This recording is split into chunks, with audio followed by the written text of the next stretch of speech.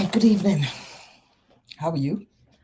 It's the 13th of November, and I'm here. Why am I here? Hmm. As you know, most of my content is basically about um, mental health or anything to do with the brain or child development and trauma.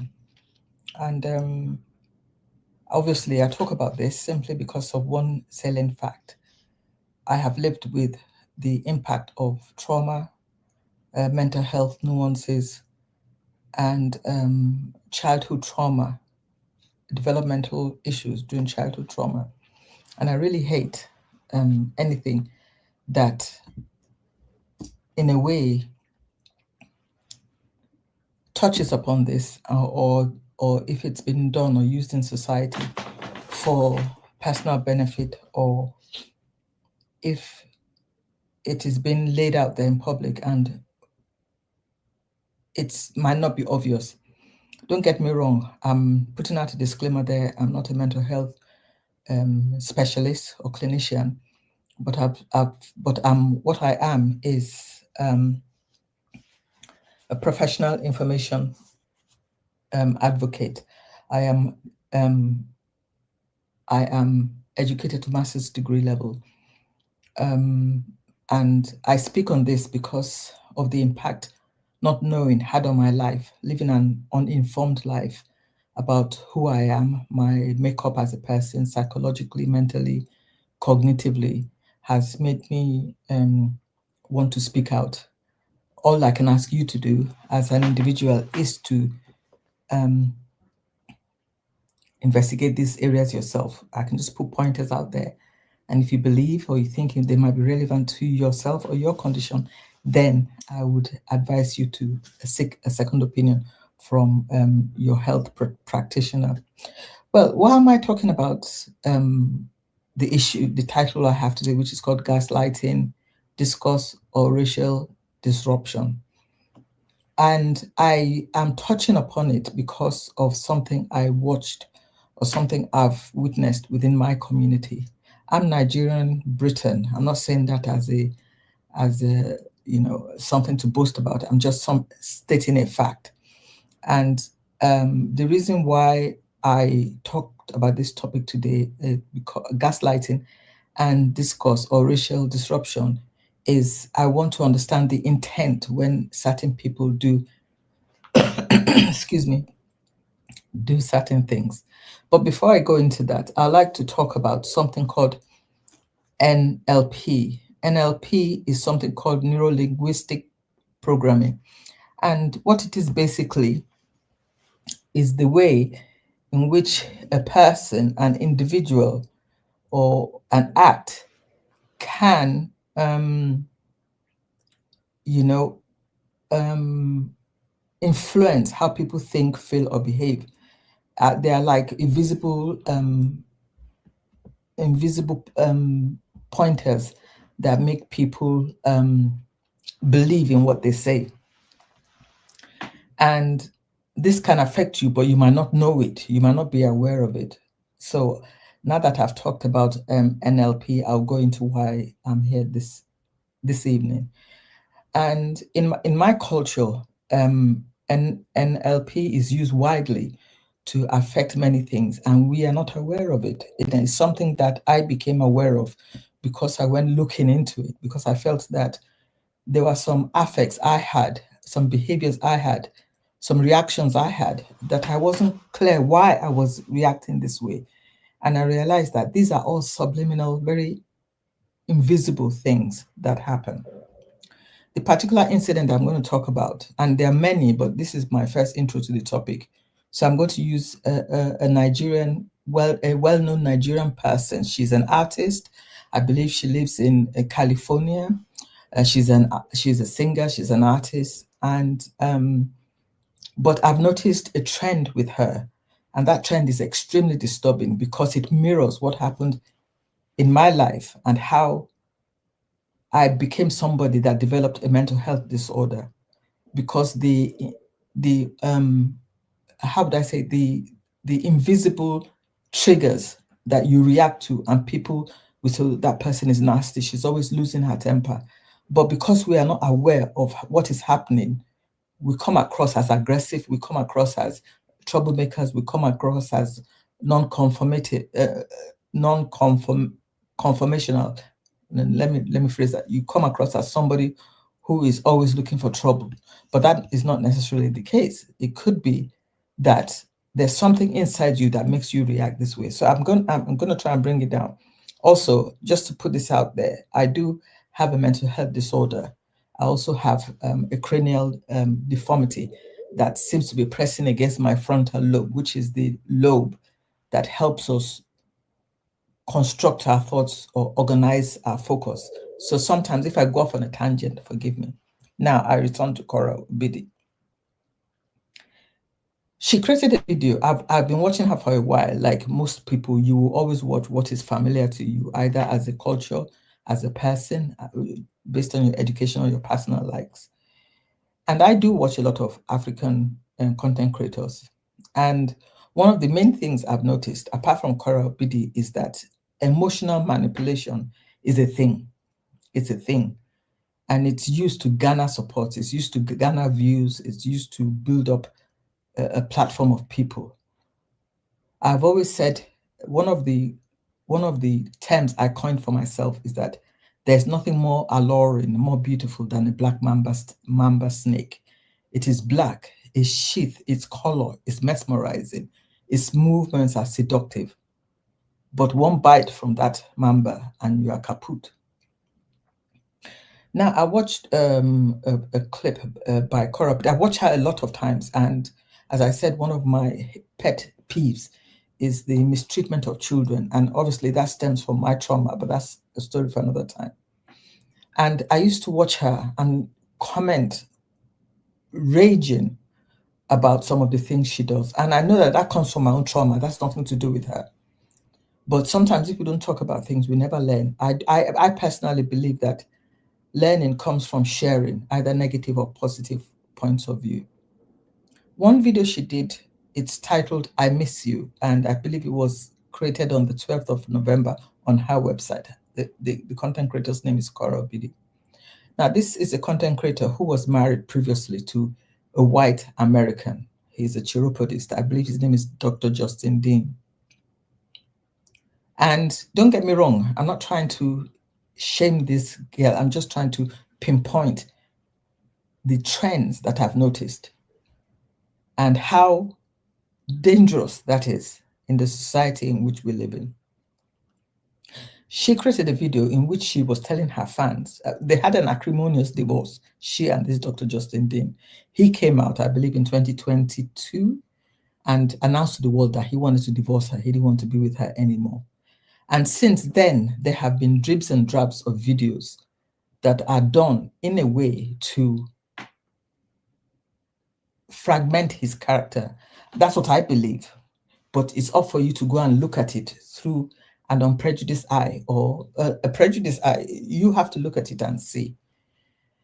And she has done so many videos like that. And a lot of Africans or Black people who've been marginalized, because I can only believe that you react to something because you have a personal take on it. Something that is being done is triggering a response from you.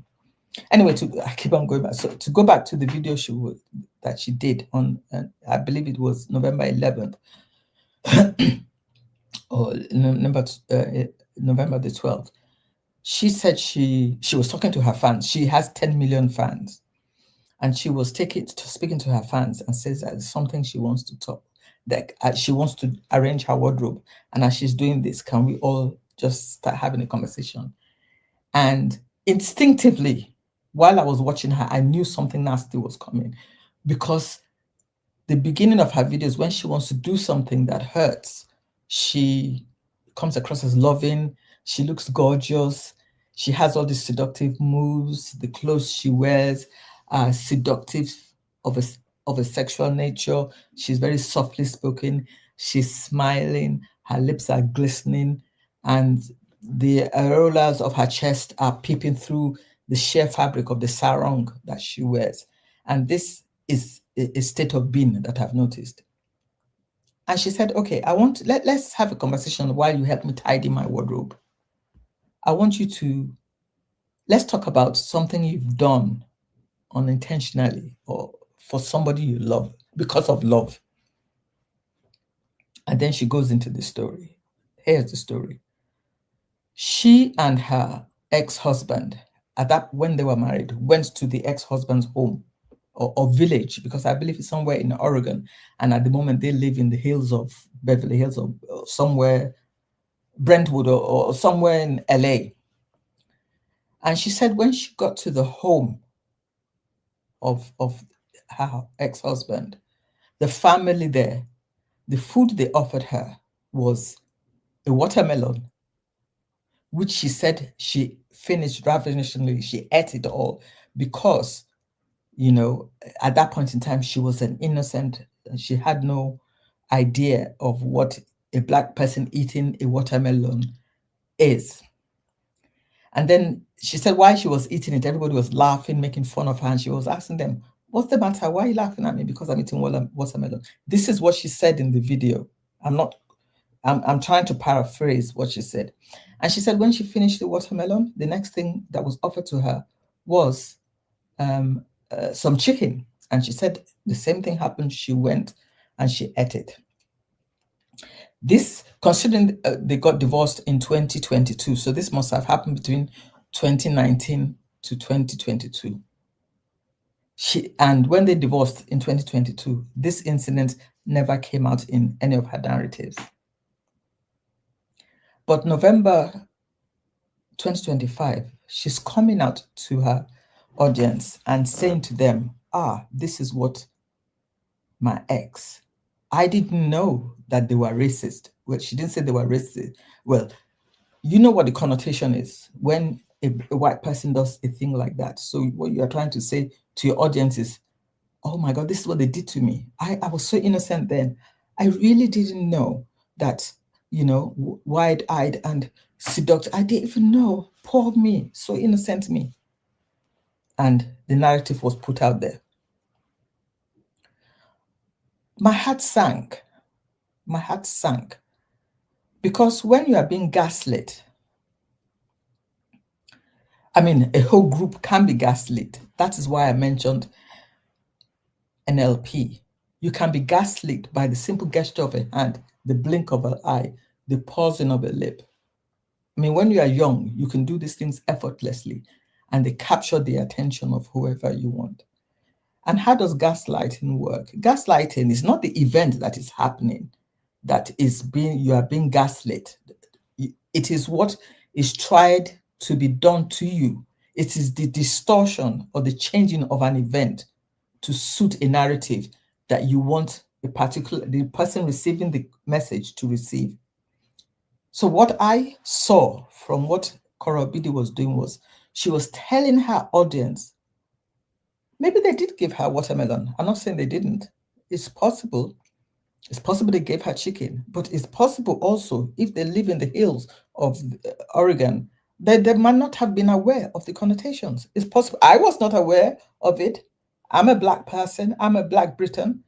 I only learned even to now, I'm not still sure what the connotation of watermelon means, but I know that in the framework of things, it is a negative thing to present to a Black person. But I still, even as a Black person, I'm not ashamed to say, if you're willing to tell me, I am.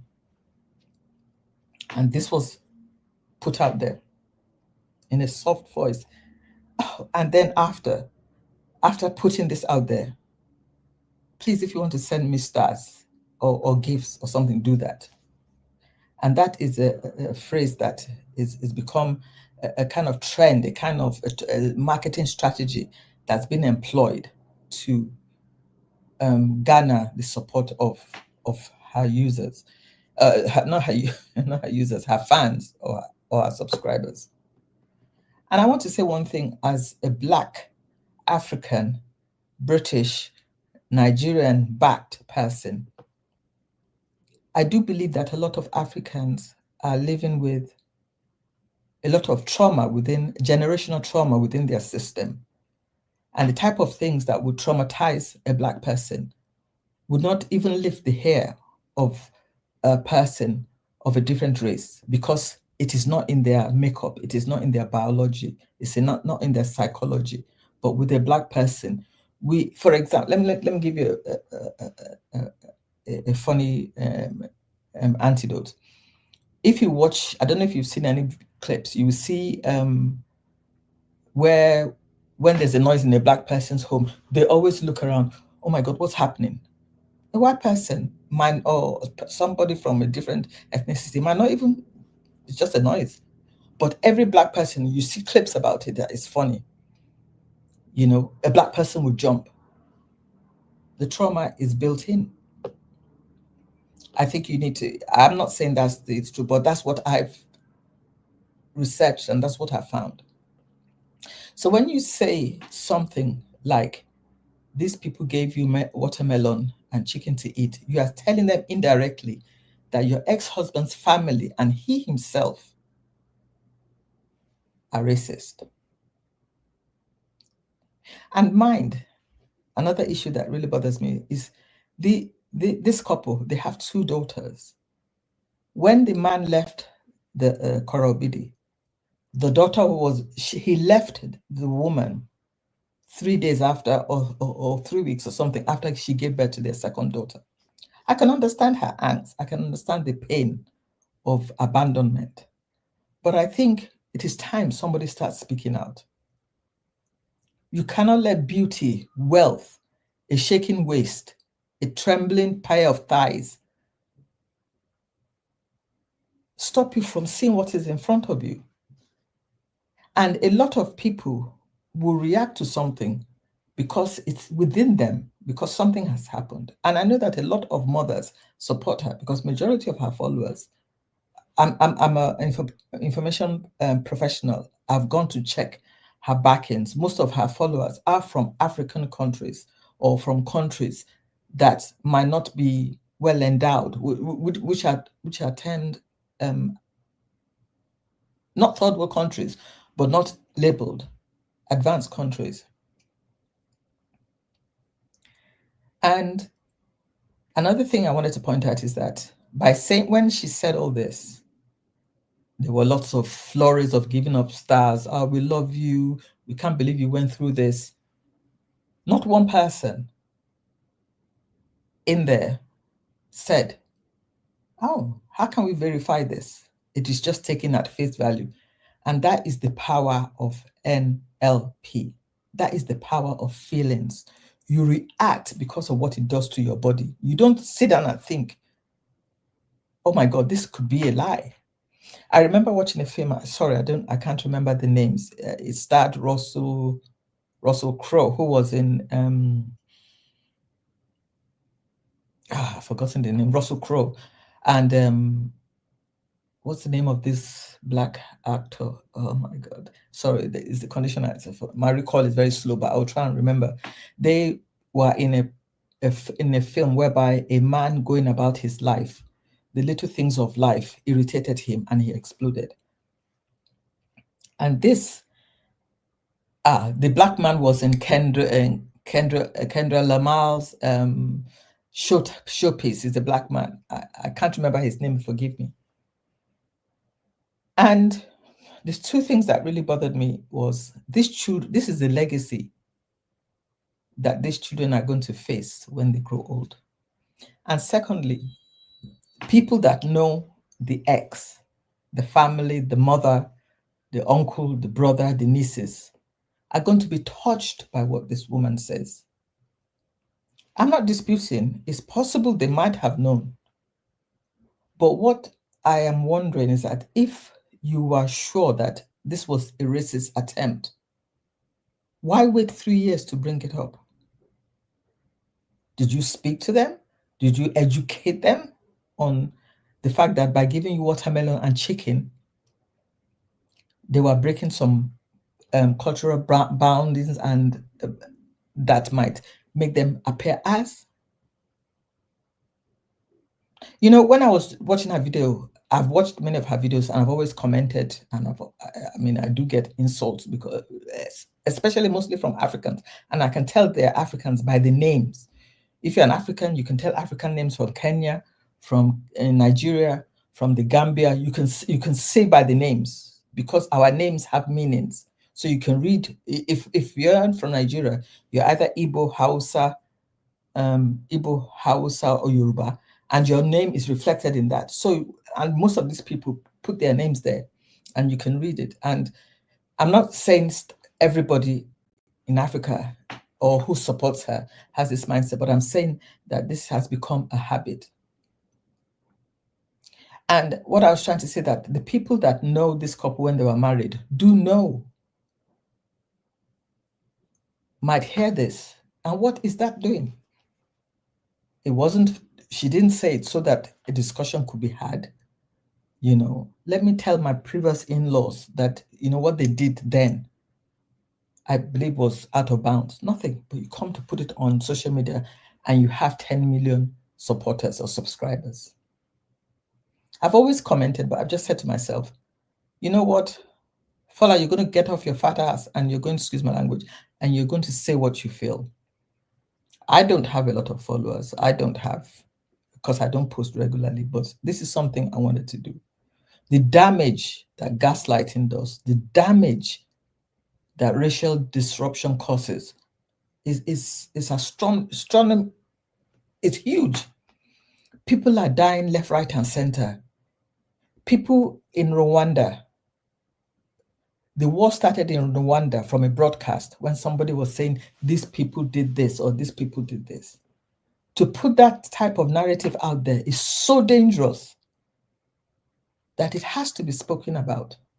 It has to be spoken about. We can't just keep quiet because you want to gain views or you want to gain a little wealth. And that's my presumption. I'm not saying that's what she's doing, but I can't understand the reason why she did what she did. And this is not the first time. To round up, disruption is a very subtle thing. Crime, most crimes, generate from the feeling within the person. Something has to give. I think Cora Bidi needs to be careful. You might have your followers who say, probably direct it at me because I've had it. Oh, I'm jealous. I'm an old woman, because that is the narrative. When you're old, you don't have any, you're not allowed to talk. Your gray hair is a cause. Or you are jealous because she's beautiful. Or I'm jealous because she has 10 million followers. I can accept that. If that's what you believe, then fine. But one thing I'm going to ask you, whatever you do is going to move forward. It's going to be in your lineage. Whoever you support on social media, if you see them doing the wrong thing and you don't talk, you are contributing to the disruption. You are not discussing the issue. By giving her coin and money, you are saying to her, yes, we support you in whatever you do, no matter how ridiculous the claim might be.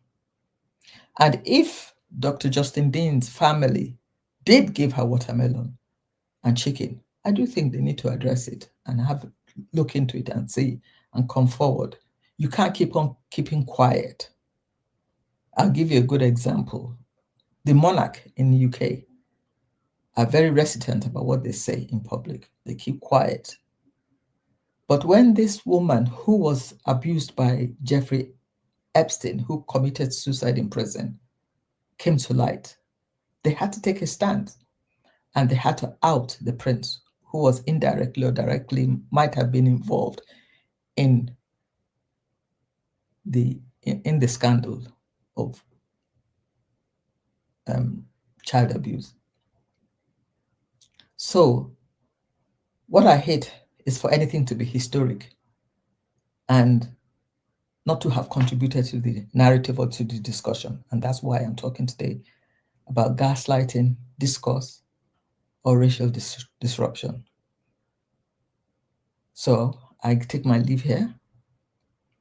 My name is Fola the Maverick. Today, as I said, is the 13th of November. And I hope this gives you pause for thought.